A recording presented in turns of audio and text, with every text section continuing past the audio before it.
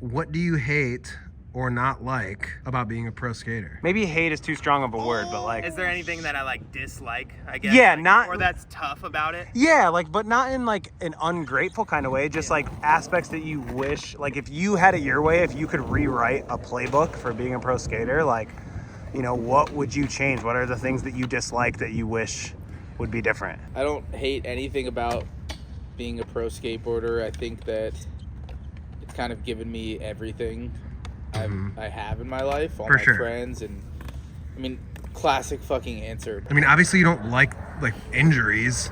Yeah, I mean, I don't like injuries. It's definitely like nowadays I've realized the toll that it's taken, but like none of that, like I don't regret any of that stuff. I think the only thing that I would say I don't like, even then that still seems like a little strong, is just having to keep up with the times, I guess. Damn, dude, he's coming for you. I'm not your fucking, I stole your thing. not your muse. Give me that dick. I thought the YouTube channel was supposed to be like cooler, like it was like the cooler Dale. No, that's This is- that's my second channel. This is like the old Dale. Yeah, this is Whackdale. Where's dude? What do you hate about being a pro skater? Nothing. There's nothing at all. Nope. Like, you love getting injured. You love, like, It's all a part of the game, so the injuries come with it. yeah. So that's something I accepted from the jump. You know, this is gonna be something that I'm gonna get fucking hurt on. And then I realized in my later years, I'm like, okay, if I want to do this as like a career or anything like that, I have to accept that there's gonna be injuries that come with it. Of course, I don't like injuries, Yeah. but, you know, it's just, that's all part of the game. I think so. it's fine to say that you hate them. I think we all hate being injured. Of course, everybody hates being injured. Yeah, because you do have to push yourself harder than like the average person. That's what you're paid to do. Yeah. God damn, dude. Devin's so good. It's like kind of crazy. Name any trick I can do better. All right, frontside flip over the hip the way he did. That's no. The skateboarding I grew up watching and loved was there was a magic to it. You'd see skateboarders in magazines and doing tricks, and you're like, is that even the did they really do that? Yeah. You have to wait like 3 years to see it in a video. You know?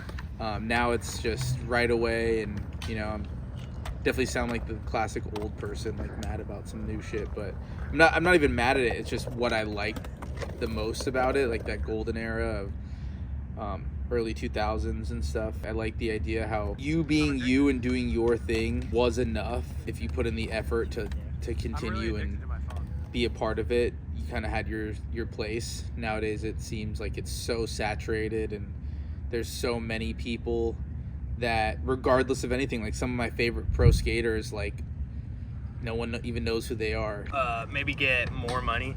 Okay, yeah, for sure. I think that's something that a lot of pro skateboarders can speak on. Maybe it's like we do a lot of work and get very little in return, like payment wise. But also at the same time, it's like I don't want to say that because it's like it's crazy that we're even getting money for this stuff in the first place. Sure. So I don't ever want to sound ungrateful in that because any money is better than no money at all. But I think a lot of skateboarders feel the same way. Like professional skaters are like, oh, you know, they do a lot and they get paid very little and like barely scrape by. So You see skaters that work so hard and they're so sick and they're great people and they don't get anything back from it. You know, they don't make money, like, which is at the end of the day, it is a job. You know, you're doing something for these companies. You're essentially just a marketing team. Sometimes you don't even get compensated for your work. Like if you bring in revenue, then you'll make money. But if you're not, it's just part of the unfairness of life. I think that there's like a whole like shooting ourselves in the foot thing that's been going on forever, where like we don't raise board prices. I've heard like of boards being like $70 and people like crying about it. Where I'm like, why don't you feel like the board should go up like everything else in the world has? And we don't make any money off of them. You know what I mean? Like we've been here all day trying this line that Dale wants. He doesn't want to film anyone else. He told Devin not to skate until he lands this trick. Dude, so annoying. It's always doing that. I'm running out of steroids. I need to get this. What's it like to not have to warm up? It's tough, man. It's really hard, you know. Having a really good, solid, just warm up, you know. Like, do you think there's too many skaters, too many people pulling from one pot, and maybe that's why there's not enough money? Because skating is finite. There is a ceiling, you know? I don't know. I don't think there's too many pro skaters, but yeah, that definitely is probably why the money's not what it used to be. You know, people used to get paid a lot of money by all their sponsors, and now it's very slim.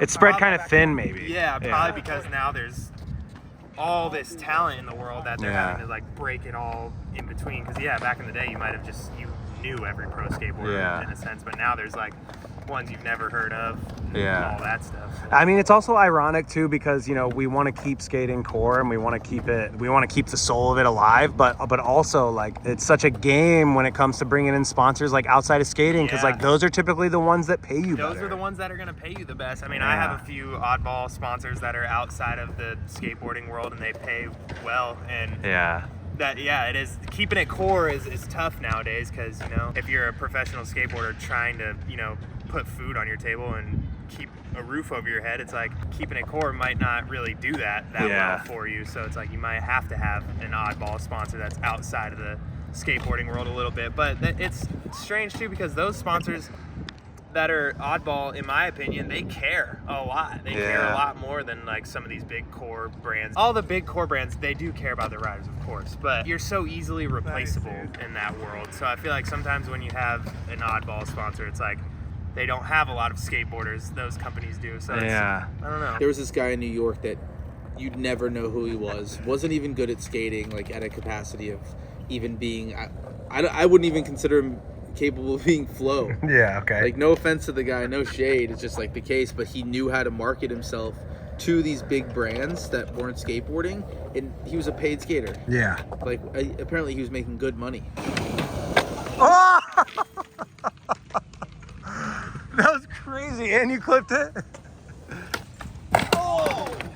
Damn. How has skating changed for you? Like, how has your relationship with skating changed over time? When I first got really into it, it was the best thing ever, the constant growth. And I don't know, it was just like magic. It literally felt like magic. Just the greatest thing you could ever do. I think it's found its way back to that recently, and I think like quitting my board sponsor, just kind of like putting myself back in the position of just, because like right now technically I'm not even a pro skater, it's like I don't have a pro board, I'm not getting paid. It kind of brought a lot of that back where it's like, oh, I can go to the skate shop and like buy a board, and like no one is thinking about me in that regard. What's Dylan doing right now? Like, we need footage for the video, you know what I mean? And I think it's really brought back that magic. I feel like I'm on the outside looking in again. Those positions do affect you, but really it's your mindset about it. I mean, I was pretty burnt out at one point. Like when COVID happened, I was like at a point where I was fucking drinking and just like over it, having to keep up and all this stuff, and literally was burnt out. Like, obviously, it's your mindset or perception, but I do feel like once you make your passion your job, it slowly just starts to become a job. Yeah, and the pressures you put on yourself and like expectations. Kids are coming up doing tricks that you never even dreamed of, and I think you have to learn to not hold yourself to those standards and just do what you enjoy doing at the capacity you do it. And skateboarding's not the only thing. There's so many things out there. It's so hard for me to accept that too. Yeah, and it's like I BMX, we do jiu-jitsu, you know what I mean? You realize it's like it's all the same thing. Everyone feels that way about their thing. Yes. Like you said, ultimately it's like the expectations you put on yourself that are the most taxing, I'd say. How has your relationship changed with skating? I've always loved skateboarding. No matter where I'm at in skateboarding, if I'm getting paid for it, professional, not professional, whatever, it's like I'm always gonna love it the same. So my attitude towards skateboarding I've always just loved it to my core. Oh my God, dude. So good.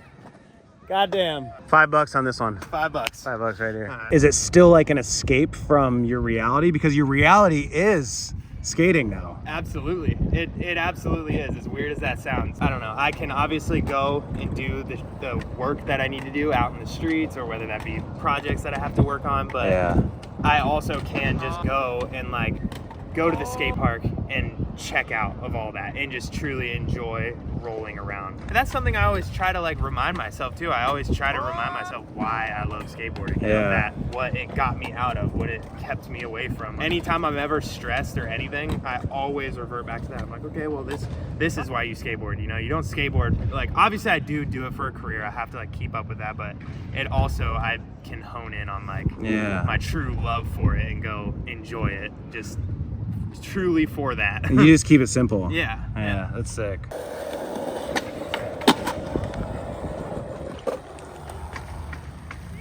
feel like that sucked. Nah, dude, that was good. It was really good. Stop, dude. like it sucks. Dude, it was good. Let me see. I have like no complaints that I have towards skateboarding. Okay. I don't know. I like how much it's growing. I like how much it's evolving. It keeps it fun. It keeps it like challenging. You know, it wouldn't be fun if there was no challenge to it. It would like, or if it all just stayed the same. For sure. You want to. I like to see like growth and progression. Within Change is the good. shit, so Yeah. no complaints. Do you think skating's gonna die out again? Like, what do you think the future of skating Oh is? no, I don't think it's gonna die out at all. I think it's gonna be something in the future that's like just as like sought after as football. What would you change about skating? I guess I would change wheel size back to like 40s or something.